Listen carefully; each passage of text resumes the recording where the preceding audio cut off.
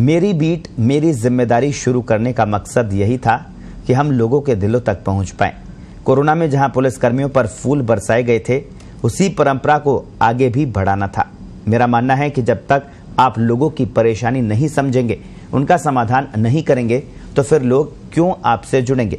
जिसके लिए हमारे सभी थानों के पुलिसकर्मियों, पुलिस अधिकारियों ने मिशन के तहत काम किया और उसका अब सार्थक परिणाम नजर आने लगा। ये सब एक सपने के सच होने जैसा है। आप जब किसी काम को दिल से शुरू करते हैं तो उसमें सफलता जरूर मिलती है।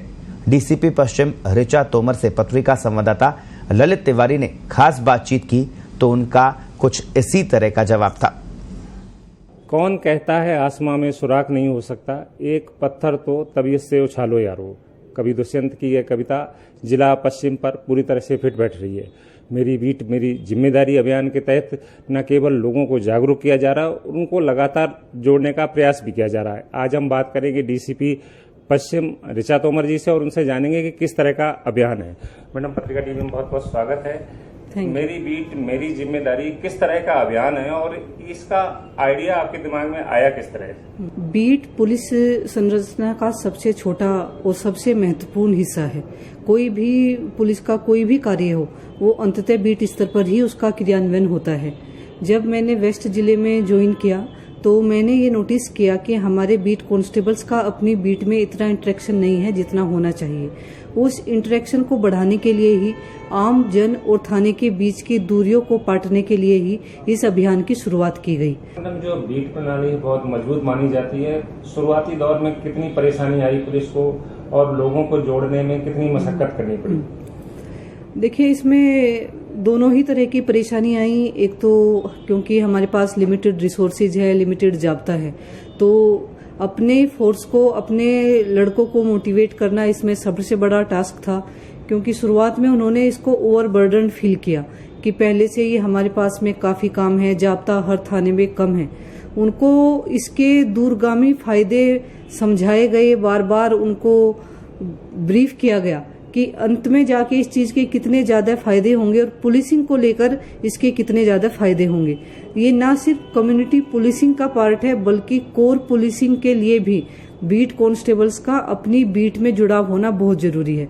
क्योंकि जितनी भी आज सूचनाएं आती है वहीं से आती है। अगर कोई इशू को हम बर्डिंग स्टेज पर ही टैकल कर लेते हैं तो एक बड़ी समस्या नहीं बन पाती है।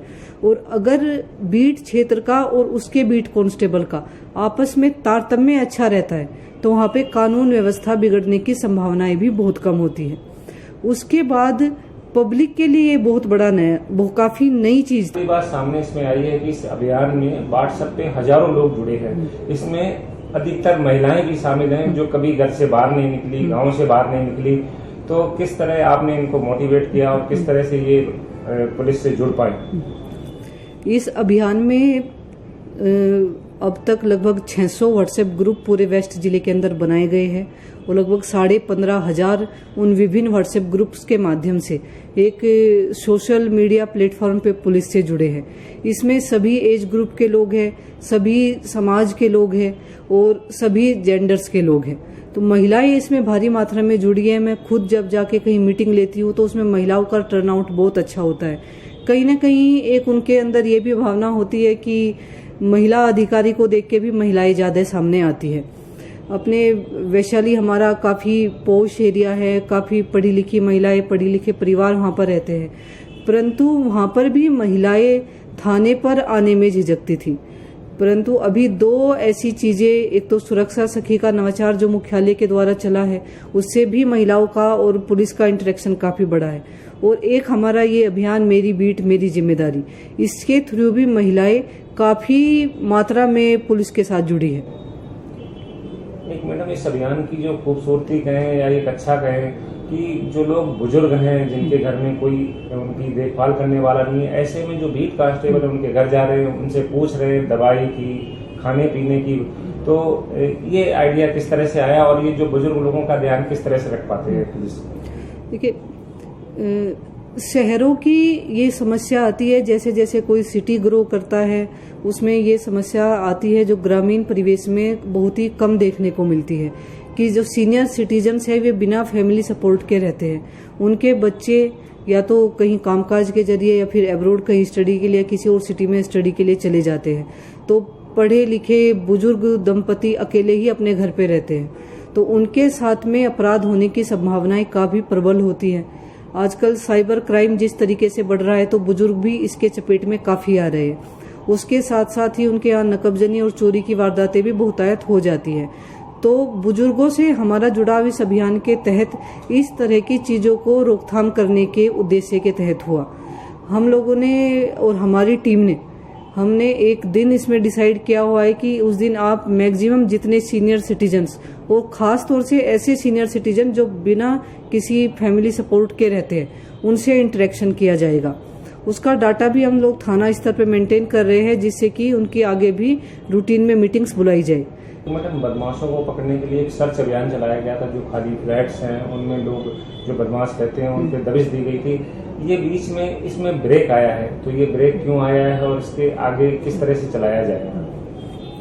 बिल्कुल, ये अभियान काफी चलाया गया, हर जगह सरप्राइज चेकिंग की गई थी, उसके काफी पॉजिटिव रिजल्ट्स भी निकल के आए।